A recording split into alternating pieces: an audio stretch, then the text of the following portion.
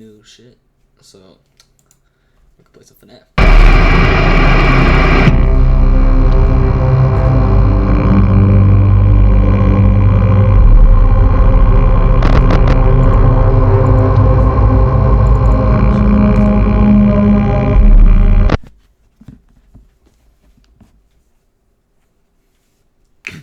This is the first time I have myself on the screen.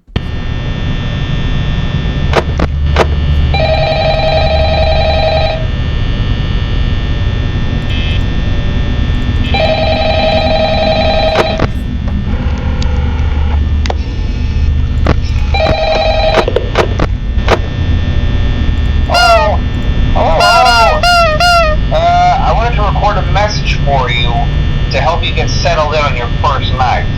I actually worked in that office before you. I'm finishing up my last week now, as a matter of fact, so I know it can be a bit overwhelming, but I'm here to tell you there's nothing to worry about. You'll do fine. So let's just focus on getting you through your first week, okay? Let's see. First, there's an introductory greeting from the company that I'm supposed to read. It's kind of a legal thing, you know. Welcome to Freddy Fazbear's Pizza, a magical place for kids and grown-ups alike, where fantasy and fun come to life. Fazbear Entertainment is not responsible for damage to property or person. Upon discovering that damage or death has occurred, a missing person report will be filed within 90 days or as soon as property and premises have been thoroughly cleaned and bleached and the carpets have been replaced. Blah, blah, blah. Now, that might sound bad, I know, but there's really nothing to worry about. The animatronic characters here do get a bit quirky at night, but do I blame them? No. If I were forced to sing those same stupid songs for 20 years and I never got a bath, I'd probably be a bit irritable at night too. So remember, these characters hold a special place in the hearts of children and we need to show them a little respect, right? Okay. So just be aware, the characters do tend to wander a bit. They're left in some kind of free roaming mode at night. Something about their servos locking up if they get turned off for too long. They used to be allowed to walk around during the day too, but then there was the bite of 87. Yeah. It's amazing that the human body can live without the frontal lobe, you know? Now, concerning your safety, the only real risk to you as a night watchman here, if any, is the fact that these characters, if they happen to see you after hours, probably won't recognize you as a person. They'll most likely see you as a metal endoskeleton without its costume on. Now, since that's against the rules here at Freddy Fazbear's Pizza, they'll probably try to forcefully stuff you inside a Freddy Fazbear suit. Now, that wouldn't be so bad if the suits themselves weren't filled with cross beams, wires, and animatronic devices, especially around the facial area. So you can imagine how having your head forcefully pressed inside one of those could cause a bit of discomfort and death. The only parts of you that would like to see the light of day again would be your eyeballs and teeth when they pop out the front of the mask. Yeah, they don't tell you these things when you sign up. But hey, first station of the breeze. I'll chat with you tomorrow. Check those cameras and remember to close the doors only if absolutely necessary. Gotta conserve power. Alright, good night.